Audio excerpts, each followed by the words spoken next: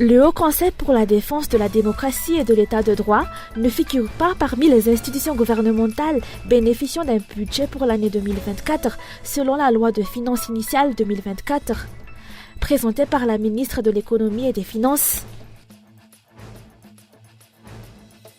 Les îles éparses ne seront jamais restituées aux Malgaches si Andra Dzuel est à nouveau le président de la République, selon le professeur Roger Ralisson, président du Parti républicain malgache. Dans l'actualité internationale, un nouveau groupe d'otages retenu à Gaza, 10 Israéliens et 2 étrangers, ont été relâchés en échange de la libération de 30 Palestiniens emprisonnés par Israël, après la prolongation pour 48 heures de la trêve entre le Hamas palestinien et l'armée israélienne.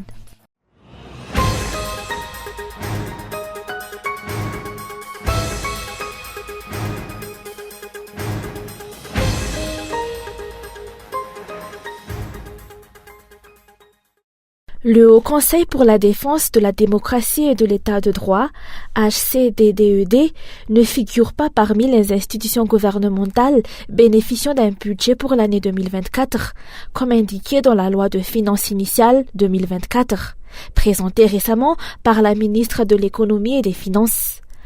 Alors que des milliards ont été alloués au ministère, à la présidence et à la primature, le HCDDED, clairement mentionné dans la Constitution, ne bénéficie pas d'une allocation budgétaire dans le cadre du budget de l'État pour l'année à venir.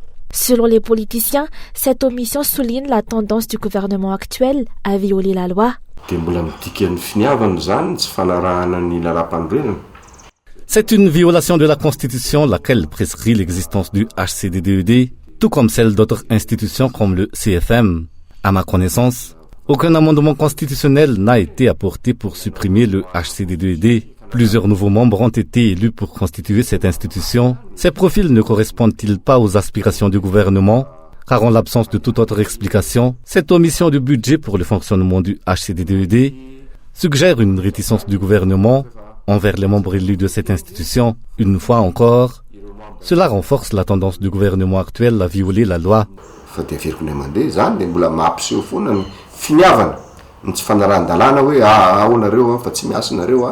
Le mandat des anciens membres du HCDDED a été prématurément écourté en raison de leur soutien à la requête de plusieurs députés contestant l'annulation illégale de la motion de censure du Premier ministre Christian Tsai. Le politicien Riv Rakutvau a souligné que le HCDDED est un système nécessaire qui offre aux citoyens une plateforme de requête et de plainte.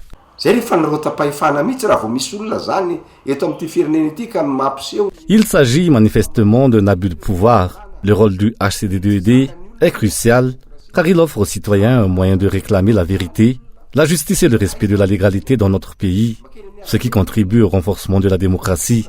S'il n'existe pas, comment les citoyens pourront-ils exprimer leurs préoccupations? Lorsqu'ils le font dans les rues, ils font face à la répression des forces de l'ordre. Et quand ils se tournent vers les institutions prévues à cet effet par la Constitution, cela semble provoquer la colère du gouvernement. C'est ce que l'on qualifie de tyrannie. Pour éviter la critique, le gouvernement devrait respecter la loi. Cela s'applique à tous les domaines, qu'il s'agisse du social ou de l'économie. Le gouvernement n'apprécie pas l'expression des citoyens, même de personnalités telles que la présidente de l'Assemblée nationale. Elle, qui a pris l'initiative de rechercher des solutions à la tension actuelle, est considérée comme une ennemie et tous les moyens sont déployés pour la destituer. Ce pays n'est pas la propriété d'une minorité, il est régi par des lois qui s'appliquent à tous, y compris les dirigeants.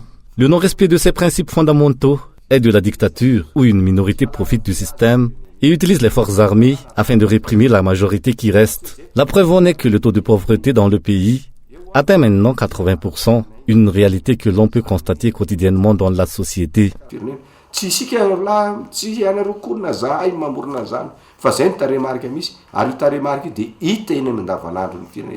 Le budget de l'État pour l'année 2024 a été officiellement présenté hier à l'Assemblée nationale en vue de son adoption par les députés. La répartition détaillée de ces fonds, tant au niveau des ministères que des institutions gouvernementales, a été exposée, mettant en lumière les allocations budgétaires pour chaque entité. Parmi les observations notables, le Conseil du Fampiavanana Malgache, CFM, qui est dépourvu de membres permanents depuis près de 2 ans en raison de l'expiration du mandat des membres précédents, a également été pris en compte dans cette LFI. Cependant, pour le HCDDED, qui est une institution clairement reconnue dans la Constitution, aucun financement ne lui a été alloué pour cette année. Le mandat des membres précédents du HCDDED ayant déjà pris fin, de nombreuses entités représentées au sein de cet organe ont déjà élu leurs nouveaux représentants, tels que l'Assemblée nationale et le Sénat. Selon les explications, des questions subsistent quant à la raison pour laquelle aucune allocation budgétaire n'a été prévue pour le HCDDED en 2024. Il reste à savoir si cette absence de budget est temporaire ou si cela suggère une éventuelle annulation de l'institution, une réponse que le gouvernement devra fournir.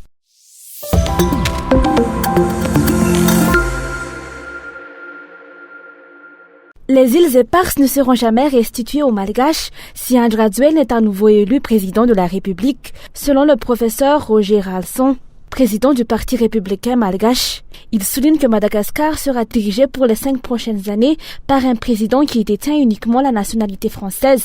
André Duel n'a prêté serment de veiller aux intérêts de la France lors de sa naturalisation en 2014.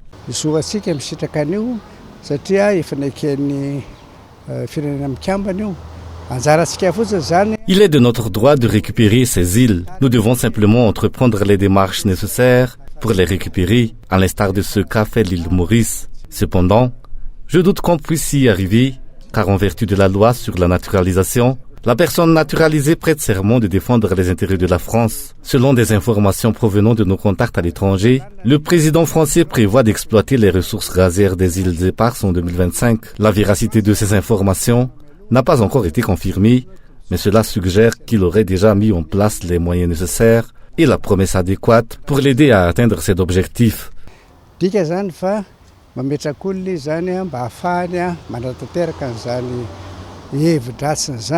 Face au récent acte de répression, ce politicien, qui a vaillamment participé à la lutte de 1991, met en garde le gouvernement. Il rappelle qu'aucun gouvernement n'a réussi à triompher d'un mouvement populaire. Selon les explications, l'ancien président André Duel n'a jamais vraiment voulu la restitution des îles éparses. En témoigne le fait que c'est le gouvernement malgache qui a demandé aux Français de reporter la réunion de la commission mixte et aucune suite n'a été donnée jusqu'à aujourd'hui. Par analogie, on peut dire que c'est la personne qui a prêté l'argent qui repousse le remboursement de la dette. C'est ainsi que le gouvernement actuel a agi dans cette quête de restitution des îles éparses au peuple malgache.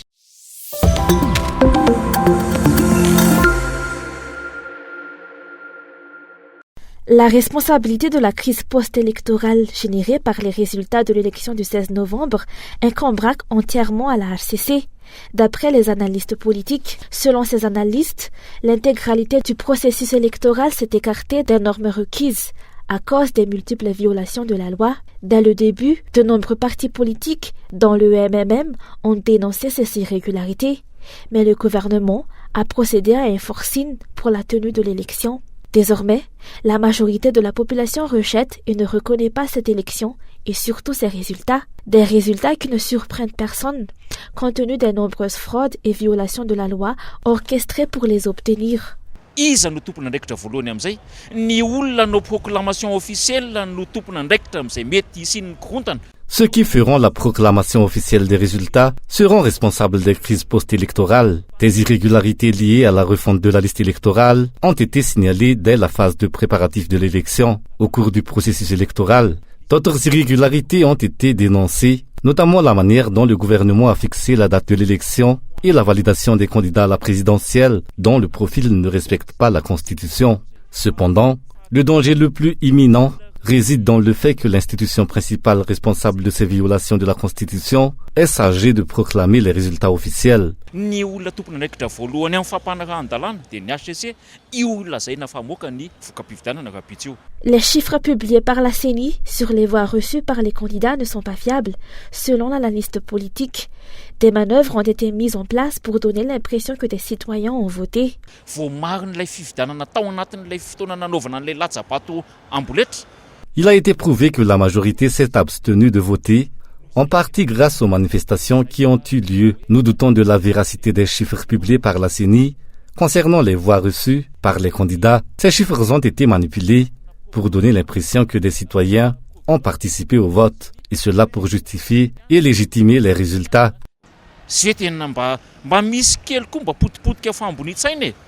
La confusion et le chaos sont inévitables dans le pays si la HCC s'aligne aux résultats provisoires de l'élection. Selon les explications, la majorité des citoyens et le collectif des candidats continuent de leur côté à considérer cette élection comme n'ayant jamais existé.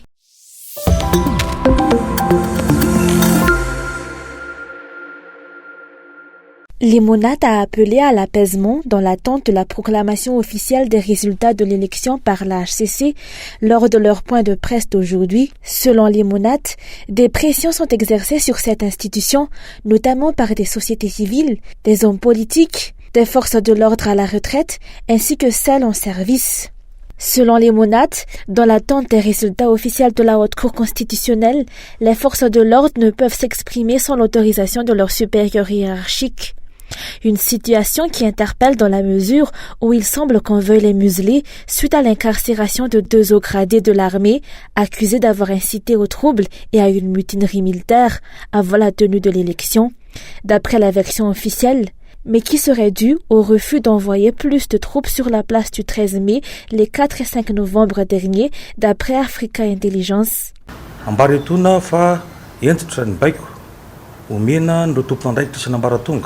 Les ordres donnés aux différents responsables sont stricts. Cela concerne les forces de l'ordre, la police nationale, les forces armées, la gendarmerie. Elles ne peuvent obtenir d'autorisation que du chef d'état-major des armées, du commandement de la gendarmerie et du directeur général de la police nationale pour pouvoir s'exprimer comme nous le faisons maintenant et après l'aval de nos ministres de tutelle respectifs. Limonade s'est également exprimé sur l'affaire des 2 officiers supérieurs actuellement en détention provisoire et en attente de leur procès pour le 16 janvier 2024. Selon leurs explications, ces 2 officiers n'ont pas encore été condamnés et l'enquête est toujours en cours. L'armée bénéficie également d'un statut particulier.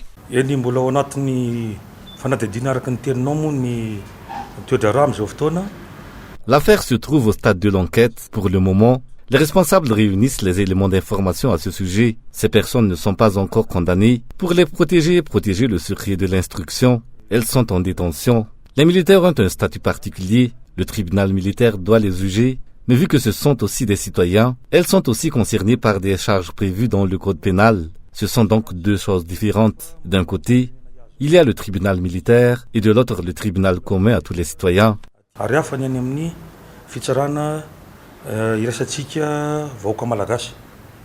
La gendarmerie nationale a déclaré qu'aucun général n'a été arrêté dans le cadre de cette affaire, contrairement à ce que le journal étranger Africa Intelligence a rapporté dans son édition d'hier, qui affirme qu'un général avait été inquiété, en plus de 3 autres officiers supérieurs.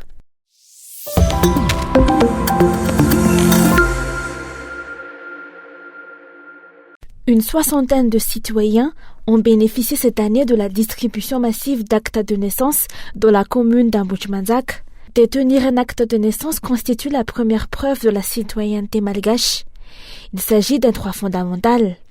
Pour les enfants, ce document revêt une valeur cruciale dans la gestion de diverses formalités administratives, notamment pour leur permettre d'accéder à l'éducation.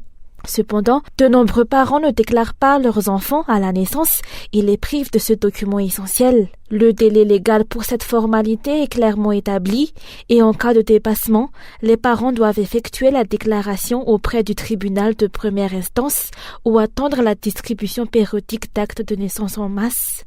Pour la commune d'Amboujmanzak, cette distribution massive a lieu 2 fois par an d'après le maire de cette localité. Depuis 2021, des efforts considérables ont été déployés. 101 enfants d'actes de naissance ont pu obtenir leur acte de naissance. En 2022, cette initiative s'est poursuivie avec la remise de 60 actes de naissance, répartis en 2 vagues de 30 chacune. Pour l'année en cours, la première vague en février a abouti à la délivrance de 26 actes de naissance, suivie de cette deuxième vague où 34 actes ont été distribués. Au total, cette année, 60 actes de naissance ont été remis. Nous avons effectué en total 231 jugements supplétifs. Au cours des 3 dernières années, dans la commune d'Ambohitrimanjaka. Selon ce maire, des mesures ont été instaurées afin de restreindre la distribution massive d'actes de naissance. Afin de réduire le nombre d'enfants sans acte de naissance, une intensification des campagnes de sensibilisation est nécessaire au niveau des centres de santé de base. Cette sensibilisation devrait être systématique dès la naissance de l'enfant et les médecins déclarent automatiquement la naissance. Dans les Fonkontane, une attention particulière doit être portée à la sensibilisation des chefs de Fonkontane qui jouent un rôle crucial dans le suivi des naissances. Les marchands venant d'autres régions constituent la majorité des cas d'enfants sans acte de naissance dans la commune d'Ambohitrimanjaka. Des efforts sont déployés pour sensibiliser ces personnes par le biais des chefs de Fonkontane et des agents communautaires. Des campagnes de sensibilisation sont en cours pour informer les citoyens sur l'ensemble des procédures légales liées à la déclaration d'un nouveau-né. Divers moyens ont également été mis en place pour simplifier ce processus.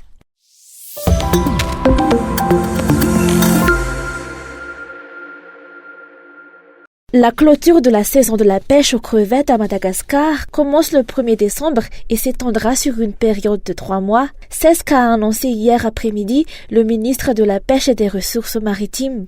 À cette période, les crevettes entament leur période de ponte, ce qui motive l'interdiction de la pêche.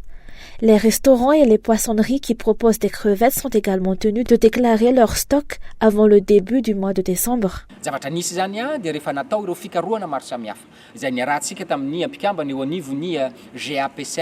Après des recherches approfondies avec les membres du groupement des acteurs des pêches crevettières de Madagascar, il a été constaté que la période de ponte des crevettes débute au début du mois de décembre. C'est pourquoi la clôture de la saison de pêche crevettière est fixée au 1er décembre. En accord avec tous nos partenaires, tous ceux qui détiennent encore des stocks de crevettes doivent faire une déclaration de stock avant cette date, au 1er mars. Nous évaluerons la possibilité de rouvrir la saison.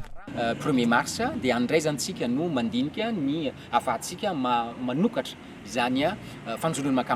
Auparavant, la clôture de la saison de la pêche crevettière débutait aux alentours du 15 décembre. Le commerce de crevettes est l'un des principaux secteurs qui contribue le plus aux recettes de l'État.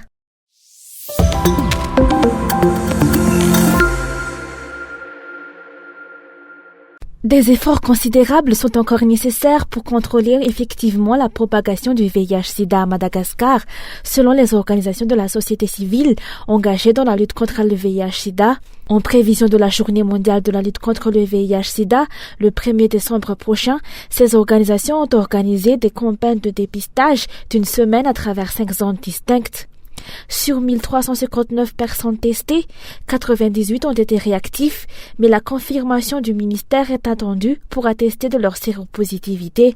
De plus, parmi 733 personnes testées, 63 ont été diagnostiquées ayant la syphilis, 22 sur 303 ont été testées positives à l'hépatite B et 82 sur 223 ont été identifiées comme porteuses de l'hépatite C. Il est évident que le nombre de personnes touchées par des maladies sexuellement transmissibles ne cesse d'augmenter.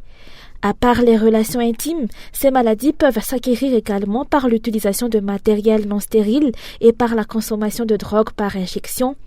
Raison aussi pourquoi les infectés sont de plus en plus jeunes.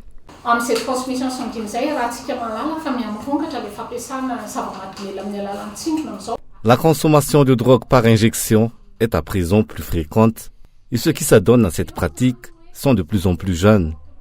En plus des comportements sexuels à risque, l'utilisation de matériel non stérile, comme des seringues, contribue également à la propagation des infections. Les 3 populations les plus exposées au risque sont les homosexuels, les travailleurs du sexe et les usagers de drogue par injection. Ces profils constituent des passerelles qui peuvent transmettre les infections, que ce soit le VIH ou l'hépatite, à la population générale. Il est donc crucial de prendre des mesures de prévention pour éviter une généralisation de la propagation et de la transmission du VIH.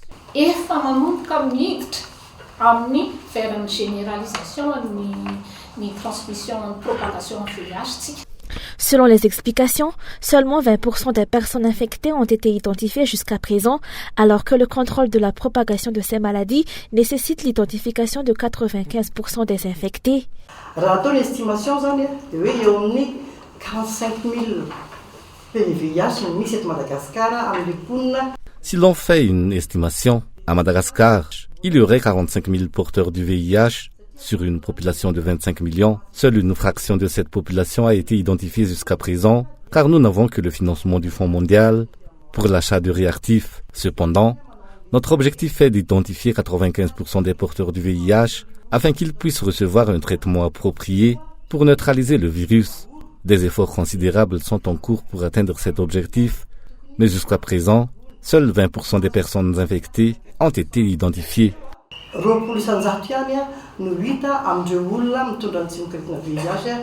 Rappelons que la journée mondiale de la lutte contre le VIH-Sida est le 1er décembre prochain. L'objectif dans le cadre de cette lutte est la réduction des inégalités responsables de la propagation de cette maladie et offrir aux séropositifs les traitements adéquats pour neutraliser le virus.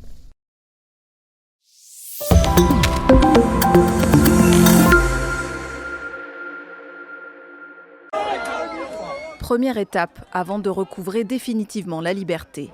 Un à un, escortés par des combattants armés du Hamas et du djihad islamique, les otages sont remis au personnel de la Croix-Rouge. Aussitôt, les véhicules traversent le poste frontière de Rafah, direction l'Égypte. En tout, 12 otages viennent d'être libérés, 2 étrangers et 10 israéliennes. La plus âgée, Ditsa Ayman, a 84 ans. La plus jeune, Mia Limberg, est une adolescente de 17 ans. Elle a été relâchée avec sa mère, Gabriella, 59 ans, et sa tante, Clara Marman, 62 ans. Les désormais ex-otages ont été transférés en Israël et directement conduits à l'hôpital pour y subir des examens médicaux. L'État hébreu annonce avoir libéré 30 prisonniers palestiniens en échange des otages relâchés, des femmes et des jeunes de moins de 19 ans arrivés par bus en Cisjordanie.